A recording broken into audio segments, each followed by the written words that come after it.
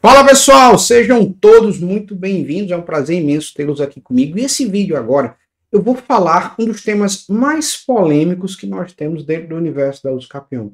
É a possibilidade da realização de uso capião de imóveis de inventário. Quando é possível, quando não é possível, como tem decidido os tribunais. Isso é um tema muito relevante para a advocacia. Você que está me ouvindo aí, já aproveita, deixa o seu like, isso mesmo, deixa o seu like agora mesmo e já aproveita, se inscreve no nosso canal. Constantemente nós temos trazido diversos conteúdos importantíssimos aqui. Então deixa o seu like, se inscreve no nosso canal e vem comigo agora mesmo. Clica, se inscreve e vem. Pessoal, uso capião de imóveis de inventário, porque isso é um tema polêmico, porque isso é um tema recheado de situações. Veja só, o que é um uso capião? O uso capião é a possibilidade de você adquirir a propriedade de um patrimônio, de um bem, pelo decurso do tempo na posse desse bem. Então, se eu exerço essa posse durante 1 ano, 2 anos, 3 anos, existe a possibilidade de eu adquirir a propriedade desse bem pelo simples decurso do prazo.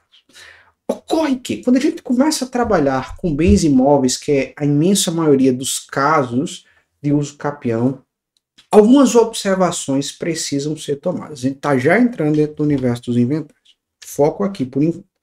Pessoal, a posse, como um direito, ela é transferida de geração em geração, de pessoa para pessoa. E esse ato de transferência de posse precisa obedecer a algumas formalidades. Então, como é que acontece? Se eu estou aqui com o João, e João quer passar essa posse para Maria, o que João tem que fazer? João pode fazer uma compra e venda, um contratinho de compra e venda ali e passar essa posse para Maria. João pode doar essa posse para Maria. Vocês entendem comigo que existe um instrumento que liga João a Maria, seja um contrato de compra e venda, seja um contrato de doação. Maria, vamos lá, continuar. Maria quer passar para Pedro. Como é que Maria pode fazer isso? Maria pode doar para Pedro. Maria pode vender para Pedro. Pedro quer passar para André. Como é que é? Vamos lá. Pedro fez uma permuta com o André, trocou um imóvel no outro. Deu por uma prestação de serviço. Enfim, André passou para Tiago. Vocês conseguem entender comigo que existe um elemento que vai conectando, a gente chama isso de cadeia possessória. Existem elementos que vão conectando essa cadeia possessória, que é um contrato de compra e venda, é um contrato de doação, tá vendo? É aqui uma permuta, é outro contrato de doação que está com o Tiago aqui. São instrumentos que vão mantendo a estabilidade, vamos usar esse termo, a estabilidade da cadeia possessória. O que ocorre, o primeiro problema que nós vamos enfrentar quando nós estamos lidando com o inventário? O que ocorre quando nós estamos lidando com o processo de inventário? Entenda uma coisa. Qual a imensa maioria dos casos que eu sei? Professor, Tiago aqui, vamos manter ele, né? Tiago faleceu. E hoje, os filhos de Tiago, a Ana e o Marcos, estão no imóvel. Eles podem fazer uso capião direto desse imóvel? Olha só, a imensa maioria. Olha, Ana e Marcos estão no imóvel, os filhos estão no imóvel, eles podem fazer uso capião direto? Gente, vamos pensar mais uma vez sobre cadeia possessória. João passou para Maria, que passou para Pedro, que passou para André, que passou para Tiago. Tiago poderia ter doado para Ana e Marcos? Poderia. Tiago poderia ter efetuado uma permuta com Ana e Marcos? Poderia. Poderia até ter vendido para eles? Poderia. Tiago poderia ter feito tudo isso. Só que Tiago nada fez. Na verdade, Tiago veio a falecer. Gente, vocês conseguem entender comigo uma coisa? Quando o Tiago falece, pessoal, essa cadeia possessória só é transmitida através de um ato, que é um processo de inventário. Então, para esse bem passar para Ana e Marcos, só se for realizado um processo de inventário. Isso eu estou falando de passar a posse, tá? Depois que passa para Ana e Marcos essa posse, é que eles podem vir a requerer um uso capião.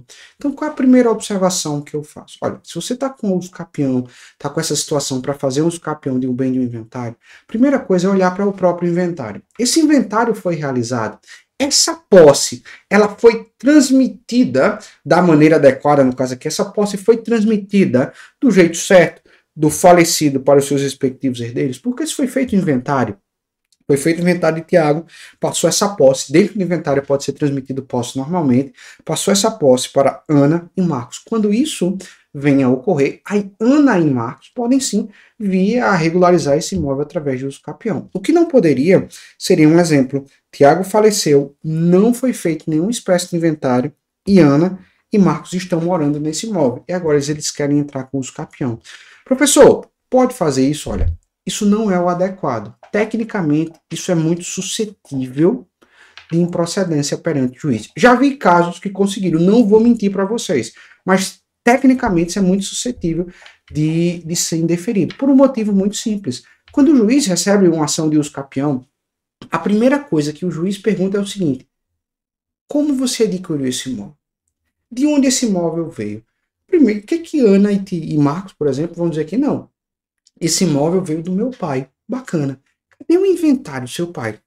Eles vão dizer: nós não temos o inventário do seu pai. Razão pela qual o juiz indefere a petição. Por quê? Não houve o instrumento de ligação. Não houve o instrumento. Tá vendo aqui, ó, o instrumento de ligação? Não houve nenhum instrumento de ligação que fez ponte entre Tiago, Ana e Marcos. Por quê? Qual era esse instrumento de ligação? Era o inventário. Se não houve instrumento de ligação, então, consequentemente, esse patrimônio pode não ser adquirido por eles através de uso capião. Eles primeiro precisam fazer o inventário para depois fazer uso capião. Isso é um cenário. O que eu vejo também? Que imagina que esse imóvel, mesmo sem inventário, ficou com Ana e Marcos, e paralelamente Ana e Marcos passaram para Dona Andréia. Depois Dona Andréia passou, um exemplo, para Lúcio. Esses imóveis eles foram passando de geração em geração. Isso é outro caso que vocês vão enfrentar demais, que são imóveis entravados em inúmeras irregularidades. Chega um momento que você olha para um imóvel, quase que impossível, essa é a palavra mesmo que eu estou te dizendo, é quase que impossível você regularizar esse imóvel através de outro método. Por quê? Imagine esse imóvel, olha, ele passou por todos esses contratos, ele chegou em Tiago, não foi feito o inventário, passou para Ana e Marcos, que depois venderam para Andréia, depois Andréia vendeu para Lúcio, Lúcio sequer sabe quem é Ana e Marcos. Vocês conseguem enxergar comigo que existe uma onerosidade excessiva em Lúcio tentar, como um possível cessionário de direitos hereditários, procurar aqui Ana e Marcos para entrar com processo de inventário, verificar contrato de compra e venda, é uma onerosidade excessiva para Lúcio. Nesse cenário, haja vista os inúmeros requisitos que impedem uma regularização mais simples, seja por uso capião ou outro ato, Lúcio pode entrar diretamente com essa ação de uso capião. Então, Lúcio pode entrar com ação de uso capião. Professor, então, quando eu entro ou quando eu não entro? Olha, se essa ação de uso capião está sendo buscada, ser pleiteada pelos herdeiros diretos, como uma forma de burlar o inventário e não fazer o inventário, eu lhe confesso e digo nesse exato momento, existem sérios riscos de você tomar uma improcedência. Porque entenda uma coisa, um uso capião, acima de qualquer coisa, ela é uma aquisição originária da propriedade. Então, muitos atos, eles deixam de existir. Então, um exemplo, ITCMD, que é o imposto do inventário, não precisa ser pago se, um exemplo, Ana e Marcos conseguissem a uso capião ao invés de fazer o inventário. Então, nessas conexões diretas entre uso capião e inventário, quando os herdeiros querem fazer uso capião para não fazer o inventário, a chance de improcedência é muito grande, que difere do cenário quando esses imóveis eles são passados, tem inventários em sua cadeia possessória, só que é muito oneroso. Um exemplo, abrir o inventário de fulano, de Beltrano, encontrar esses herdeiros que sabe se Deus onde estão. Então a gente entra com uso capião, que é para poder dizer, esse subterfúgio, para que nós possamos excluir toda a história evolutiva desse imóvel irregular, anexar tão somente a posse e requerer a uso capião, que inclusive é uma das coisas que eu mais falo dentro do meu curso sobre uso capião judicial e extrajudicial. Eu convido vocês a conhecer o nosso curso, oportunidade de vocês mergulharem no universo da uso capião, todas as suas espécies, toda a sua processualística, todo o seu sistema de petições iniciais. Vou deixar no link da descrição desse vídeo com acesso ao nosso curso. Clica agora mesmo na descrição e vem conhecer em primeira mão o nosso curso sobre uso capião judicial e extrajudicial. O link vai estar na descrição. Clica e vem comigo.